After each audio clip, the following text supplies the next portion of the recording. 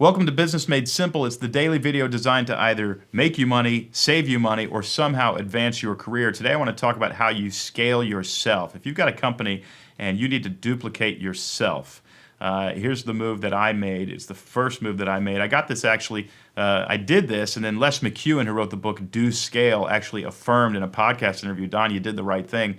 I hired a chief of staff. I hired somebody to duplicate me. I hired somebody to go to meetings on my behalf, and then we would meet all the time, and I wanted them to think like me. This was a creative person who was wired like me. They were able to make good decisions and understand how to make those decisions. That's exactly what you want in a chief of staff.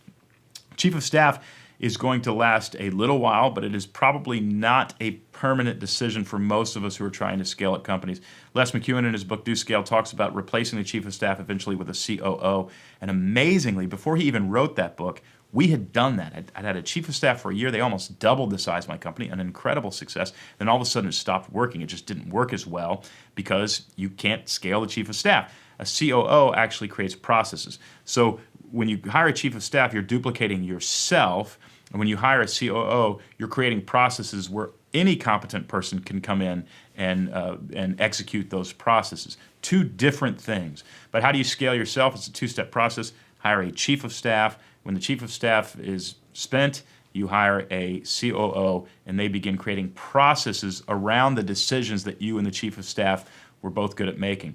If you can't be everywhere and you still want to make more money and grow that company, hire a chief of staff. Look for somebody who thinks like you, who makes decisions like you, and who can represent you in a room when you're not there. Then hire a COO after the chief of staff has helped you scale the company up. The COO does not look like you. They do not think like you. They think in processes. Those are the first two steps in scaling up a company in terms of your hires. Today's simple tip, consider hiring a chief of staff. Write down a job description for that chief of staff. What would they do? This is beyond your executive assistant.